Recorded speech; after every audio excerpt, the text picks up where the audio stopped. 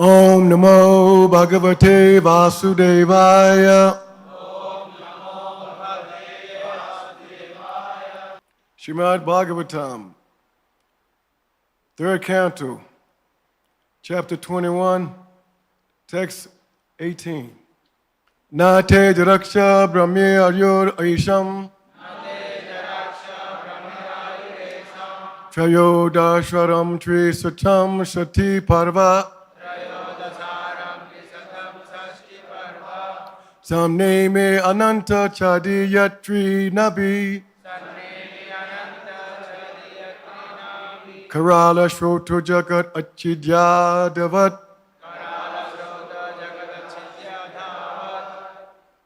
Translation. Your wheel, which has 3 naves, rotates around the axis of the imperishable Brahman. It has 13 spokes, 360 joints, 6 rims, and numberless leaves carved upon it. Though its revolution cuts short the lifespan of the entire creation, this wheel of tremendous velocity cannot touch the lifespan of the devotees of the Lord. Purport by Srila Prabhupada. The time factor cannot affect the span of life of the devotees. In the Bhagavad Gita, it is stated that a little execution of devotional service saves one from the greatest danger. The greatest danger is transmigration of the soul from one body to another. And only devotional service to the Lord can stop this process. It is stated in the Vedic literatures, Harim Vina na mitim taranti. Without the mercy of the Lord, one cannot stop the cycle of birth and death. In the Bhagavad Gita, it is stated that only by understanding the transcendental nature of the Lord and his activities, his appearance and disappearance, can one stop the cycle of death and go back to him.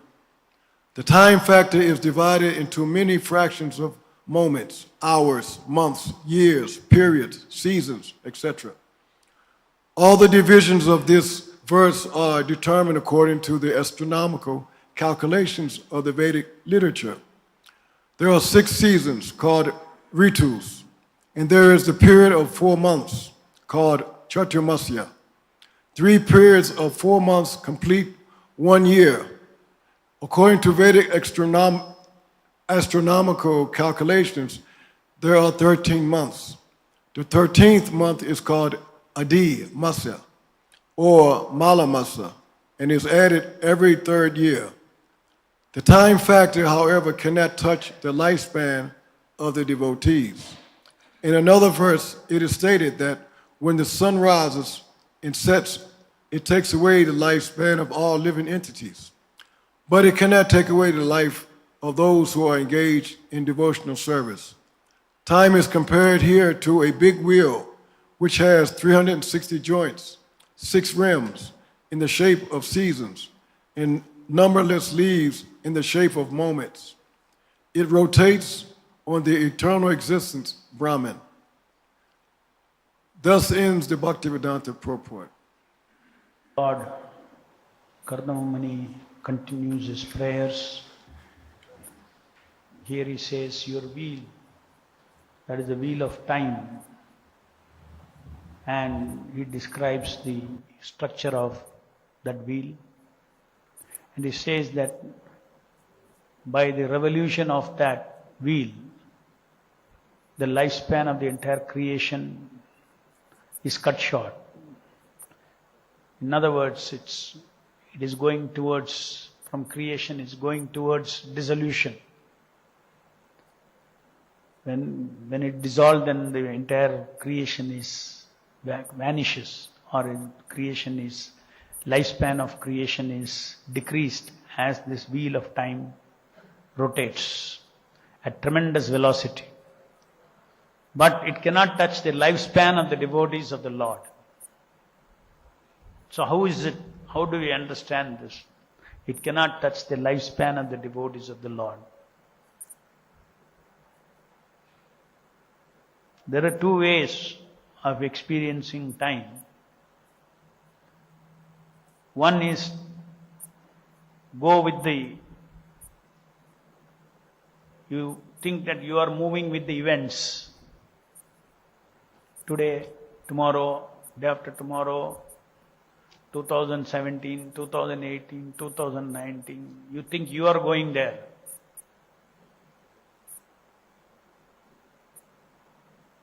Another way of seeing is, you are stationary and events are moving. You can either experience time as past, present, future. That I was in the past, I'll be in the future, now I am in the present. This is normally everybody's thinking. And when somebody is thinking like this, then his experience also will be affected by the movement of time.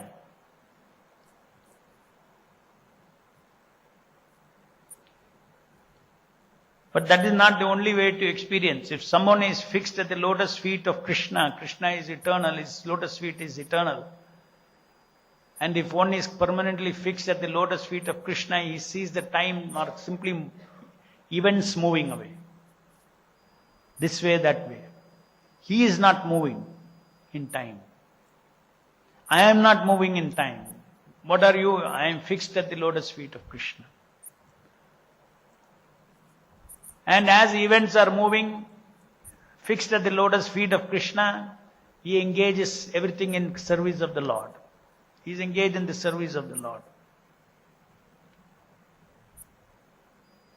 So, in that perspective, the devotee is not affected by the movement of Kala Chakra. Devotee means devotee's soul. His body may be, body itself he sees as something which is outside of him, which is an event happening.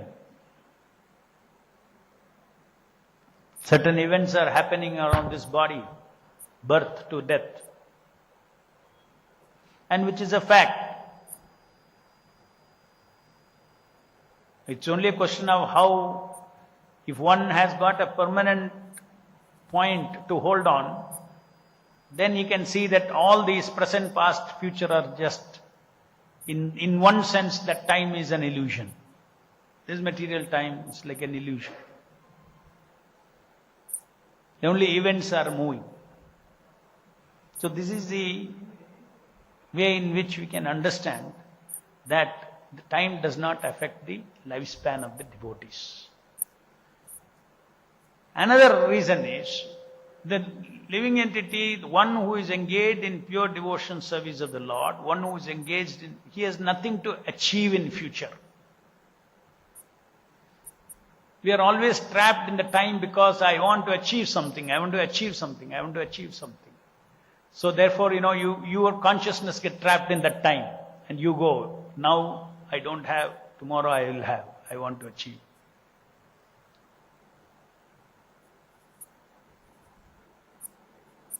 So this way also our consciousness gets trapped in material time.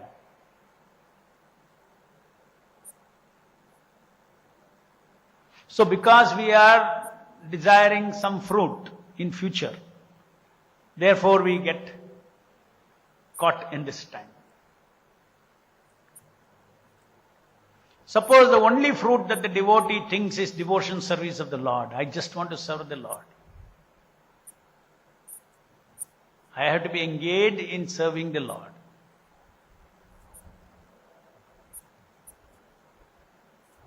Details of the service is circumstantial. I have nothing to achieve. I have achieved everything. Krishna's lotus feet, serving his lotus feet. What is there to achieve? What is there to look forward in future? Except to increase my devotion to the Lord. And in the course of increasing the devotion to the Lord, he has to engage in various activities with his senses. So it does not matter whether, what happens tomorrow or what it is. All those things are in the hands of Kala, in the hands of time. Time moves according to Lord's direction. He is moving everything.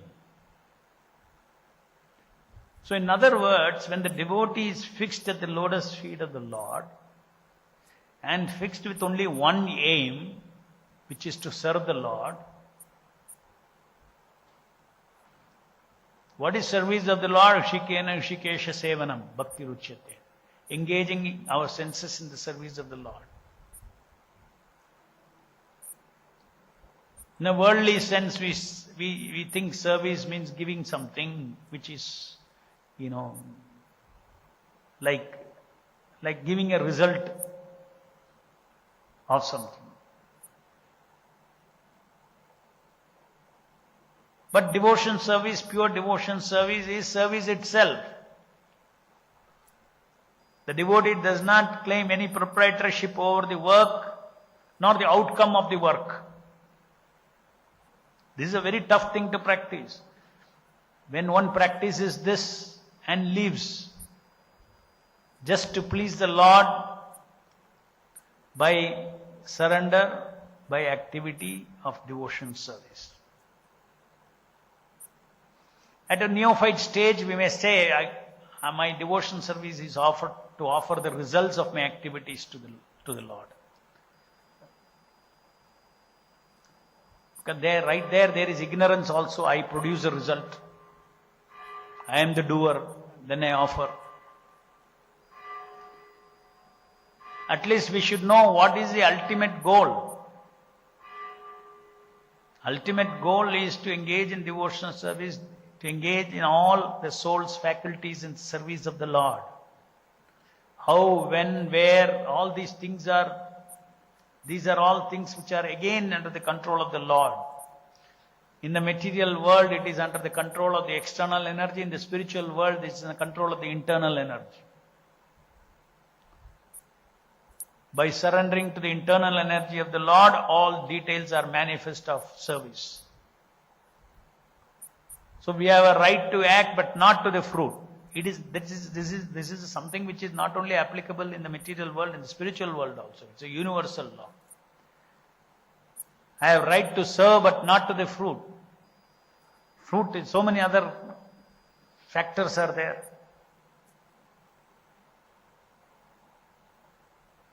You are only an actor, then so many other factors are there.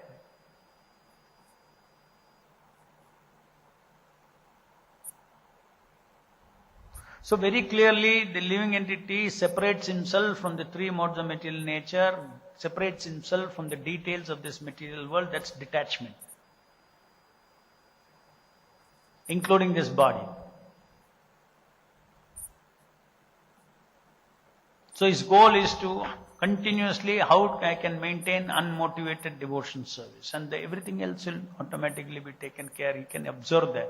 He also becomes like the Paramatma. He becomes also a witness. Kshetrajna, he knows. He knows, he desires to offer everything to the Lord.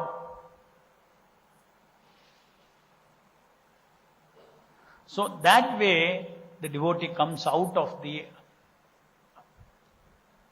Just like we all constantly we are thinking, okay, rest of the life is there, what is to be done? It's a big issue for us. Life is moving on. Future is a big issue for us. For everyone, future is a big issue. For a devotee, future is killed. What is their future? Everything is over. I found who is God, and goal of life is to go on serving Him. What is there in future? Nothing is going to happen. This is the best thing to happen. Continuously I shall be engaged in service of the Lord.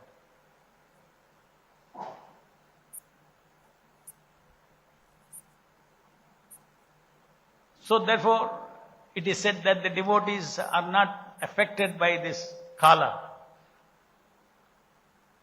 It all depends on the consciousness being placed in connection with Krishna. In activity, in mind,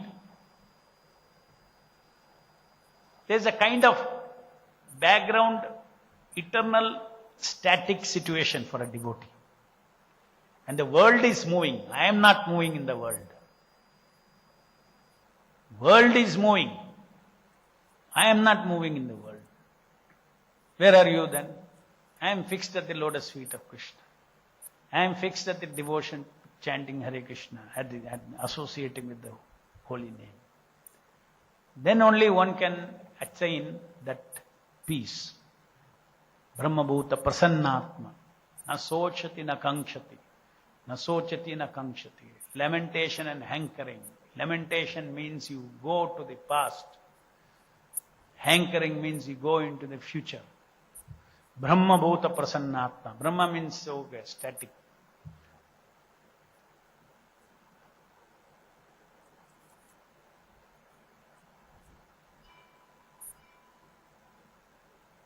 No doubt, our mind, our intelligence, all these things will have to work through our yantra has to work through the Kala Chakra. Because Kala Chakra is a reality. It is a real energy of the Lord. It is a real energy of the Lord for the living entities who want to be in this material world and lord over the material nature. When opportunity is given. Devotees have full faith that the Lord is in control. Actually, when the devotee is surrendered to the lotus feet of the Lord, or he practices surrender to the lotus feet of the Lord under the instructions of the spiritual master, then he is actually not under this prakriti that the karmis are under. This is a daiva prakriti ashritaha. That is the position of Mahatmas. Daiva prakriti ashrita. They are situated in ashritaha, means sheltered. Daiva prakriti. Another prakriti is actually moving everything for them.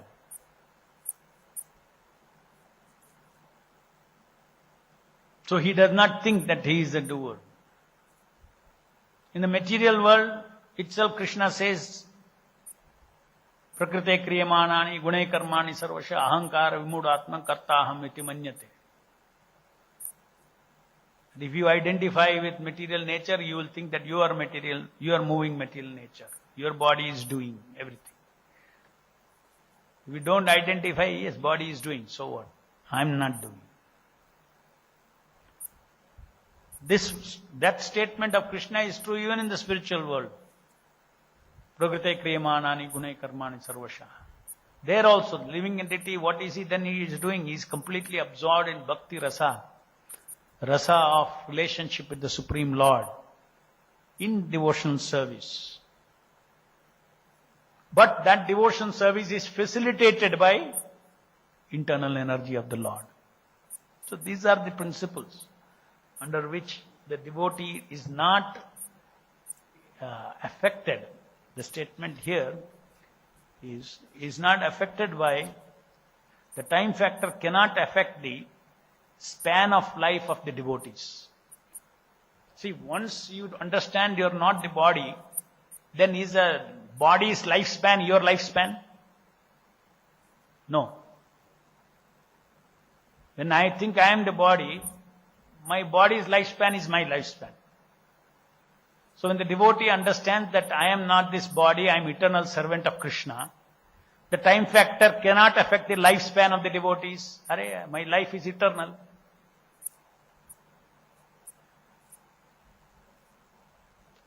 So to come out of this material world, transmigration from one body to another, that tantamounts to coming out of this influence of material time. And greatest danger in transmigration of the soul from one body to another body. That's the greatest danger. Sulpamalpanasya dharmasya prayeto mahato bhayat. This mahato bhayat is this only. Is not bhaya from some snake bite and this and that, or some problems in the material world, adhyatmika, adidevika, adi. No. It's a bhaya of being trapped in one more life, having to take another body in this material world. So without the mercy of the Lord, one cannot stop this cycle of birth and death. So the Lord is seated in everyone's heart. And the Lord liberates the living entity from this influence of time. And then one is not constantly under tomorrow. No, he is fixed. My struggle is over. Materialists are constantly struggling. Struggling for means what? For something future. Struggling. Some outcome, something. They're struggling. Devotees are also struggling. But their struggle is different. Their struggle is to get detached. Their struggle is to get attached to Krishna. Their struggle is to give up the taste for material enjoyment and take up the taste of Krishna consciousness. This is their constant struggle to change their quality of life from material life to spiritual life in relationship with the Supreme Lord through devotional service. And in this process, there is nothing external like that. It's not that, okay, now it's the struggle for the devotee is not, spiritual struggle for the devotee is not, okay, we should finish Vaikuntha Hill project. That is not the struggle. That is not spiritual struggle. Or I should collect this much. That is not spiritual struggle. It may be connected to spiritual struggle. I should sincerely put all my energies in service of the Lord, in collecting. That is, when you translate it to that, yes, then that is spiritual struggle.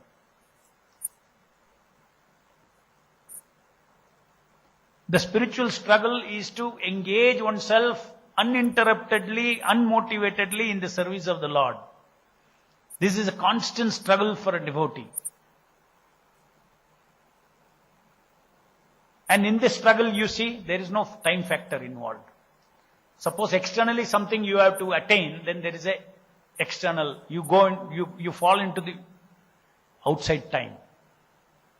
Whatever service I am doing, whatever devotional service I am doing day after day, I want to struggle to make it free from any motivations. And I want it to be uninterrupted. So in such a struggle, it is not a time-based struggle. It is an eternal struggle. The devotee is, that is a spiritual struggle rasa. It is actually a rasa. Because it is, Lord as Paramatma is directly involved in every struggle of that. Seated within the heart, Chaitya Guru, spiritual master, Divya Gyan, Hriday Prakashita, by transcendental knowledge, one is enlightened about these things. So in this struggle, he is not alone. In spiritual struggle, one is not alone. In spiritual struggle, one is accompanied, guided, protected, mercifully helped by the spiritual master. So that is the first project for every devotee should be his spiritual struggle. That is primary.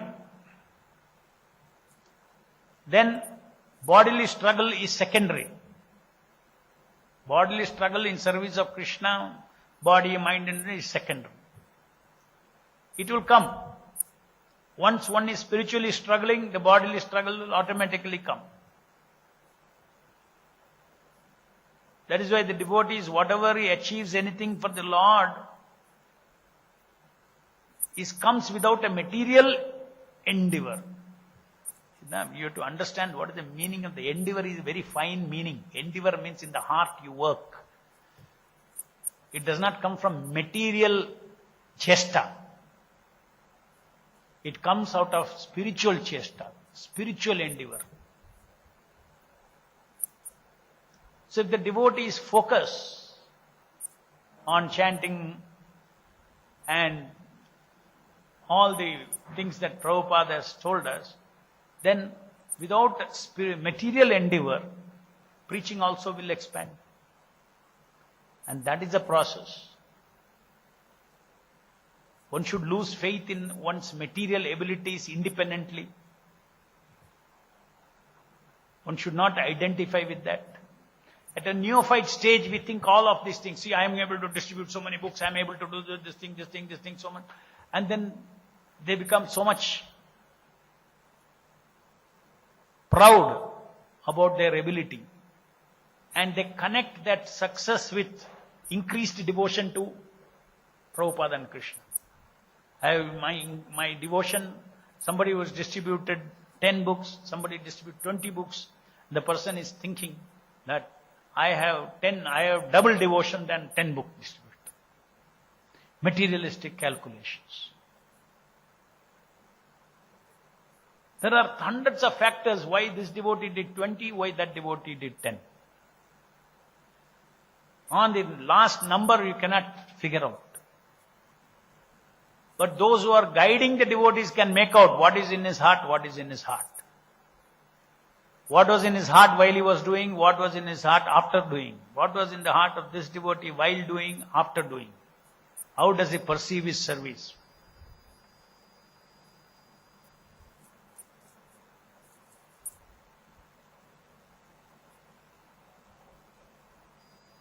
So these things are all very fundamental principles, which actually, if one wants to taste the finer rasa of timelessness, which is being described here, it is a tremendous amount of practice to be situated eternally in Krishna consciousness. Krishna consciousness means eternal. There is no material time going there. You are not moving with the material energy. Material energy is moving around you.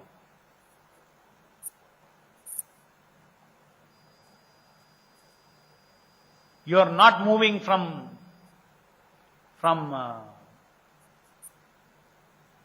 baby to boy to manhood to old age. No, you are not moving. The body is moving from baby to boy to manhood to, it's moving. So, yeah, I am not moving. Where are you? If you are not moving, where are you? That is the point.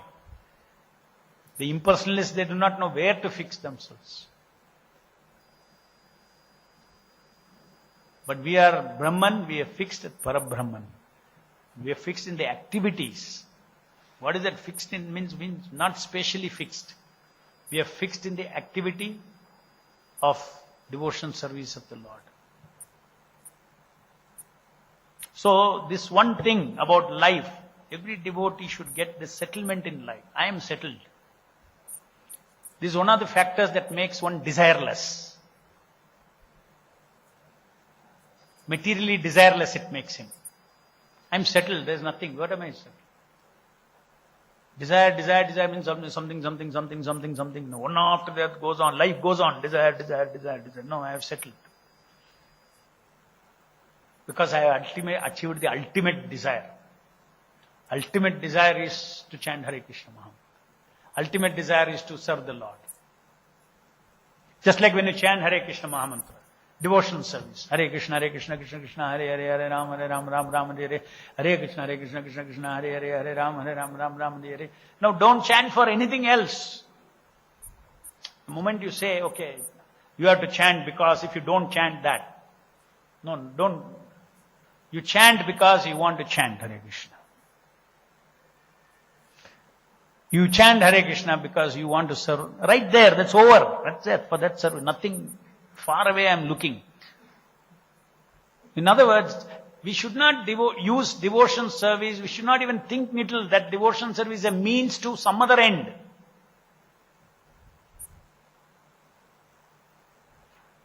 Even devotion service is a means to see Krishna one day. That is another. Where he is right there. You go down to serve the holy name. He's already come there. So what is the goal of chanting Hare Krishna Mahamantra? Is to chant Hare Krishna. Chant and hear. It's over. Everything is over, perfect. If you simply chant for the sake of chanting Hare Krishna Mahamantra, the holy name will thinking, he is chanting just for me. Not he is chanting because if he chants my name, then he will get that. If he chants my name, he will get this. You chant to get chanting.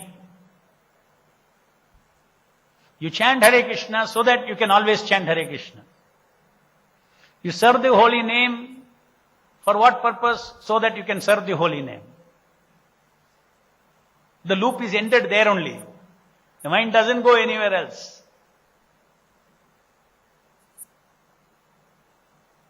So one can experience timelessness if one simply chants and hears in this manner. But if one chants and in his mind he is going into future something, either spiritual or material, or mixed, he is out of association with the holy name. There, right there.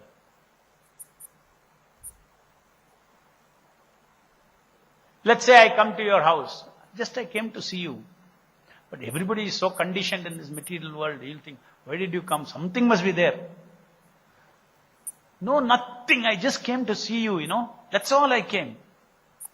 And if you're really convinced about that, you will be so happy about that person.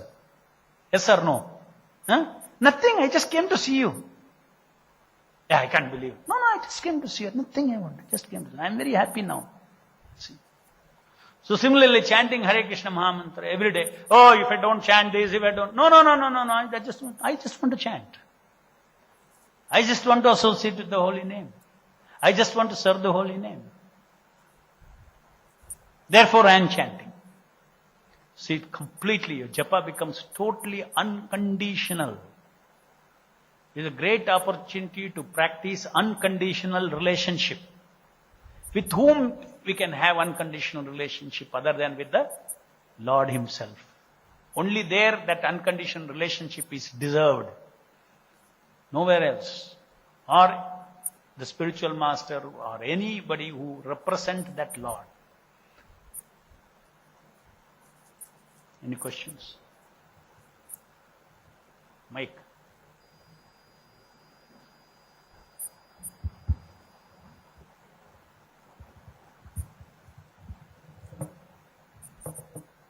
It is like today's class is almost like Krishna says in Bhagavad Gita that soul is immovable. Yes. But generally people say soul is moving from one body to another body. But Prabhupada says that immovable means it doesn't move from its constitutional position. Either you are serving Krishna willingly or serving Krishna indirectly through his senses. So you are always, engaging in Krishna service is the constant. So in that way, the devotees are continuously engaging in service. So Kala is the external aspect. So it is similar to immovable and timeless. You're right. The Paramatma is the person who is receiving the service is eternal. The Atma is eternal. Devotion service is eternal. It does not need any time and space, nothing. And in the material world, when we are doing service, the time and space and energy is all moving around you. And what comes in your control, you engage it in the service of the Lord. You are situated in Paramatma. That is the constitutional position. What is that dimension? Is it this space or that space or nothing? It is inconceivable. The dimension of Paramatma, dimension of actually soul is inconceivable, materially speaking. And Prabhupada says in the Krishna book also that time is external. It can be twisted in any way. It is external. Like for Brahma in one moment, for him, for us, it became a 1 year. Right. But same time, Krishna reverses for hours, 12 hours, that is one night. For Brahma's 1 day. In the Rasa Leela, Prabhupada says Kala is only external factor. It's under Krishna's control. So it is we engaging in Krishna service. Time is a big mystery. even for the scientist. Big mystery. Whatever they think, then little they understand, but actually they don't understand. As an external energy itself, they don't understand time. Modern science, modern physics also, they don't understand. Not that we understand. We transcendentally understand. But materially, what is time in their more measure, they have got more and more, they're continuing to research.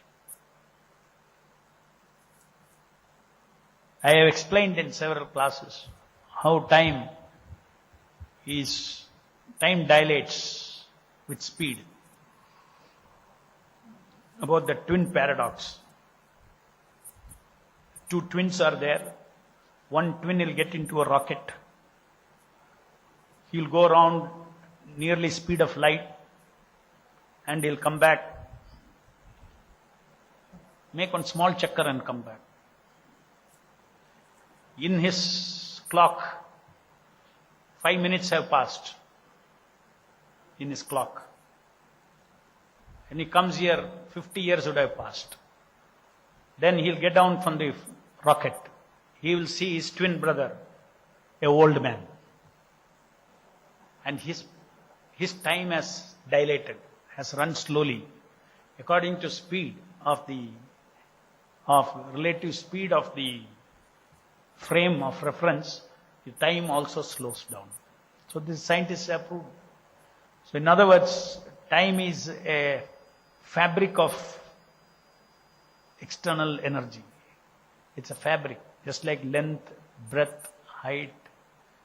So nowadays nobody talks. Nobody can talk in terms of space. They talk in terms of time and space. Time before was simply a psychological value. What is psychological value? Certain things called past and future, it's all psychological, they were thinking. But then they found out that time is an external, actually a factor. Time and space are related actually. Just like length, breadth, there are 3 dimensions of space. So now this is 3 dimensions of something else. 4th dimension, they found time is an external energy. So it's a very big mystery. Whereas our Bhagavatam is talking structure of time. Time has got so many spokes and this and that and rims and 3 rims and nobody can figure out all these things. So easily being talked about. In Kardama Muni is talking, he's describing Kala Chakra. All these things can be researched by someone, future. Probably that is the way the scientists also will come to have faith in Srimad Bhagavatam. My God, so much we are struggling and then here it is already very easily being described. For us it is taking centuries to come to this understanding. What does it mean? What does the 3 rim means? What is 360 joints mean?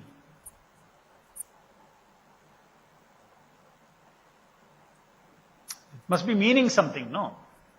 It is not 361, it is not 359, it is 360. That means it is something particular in the existence, which Kardama Muni is talking about. And we have no idea. Grantharaja Srimad Bhagavatam ki jai, Jagat Guru Srila Prabhupada ki jai.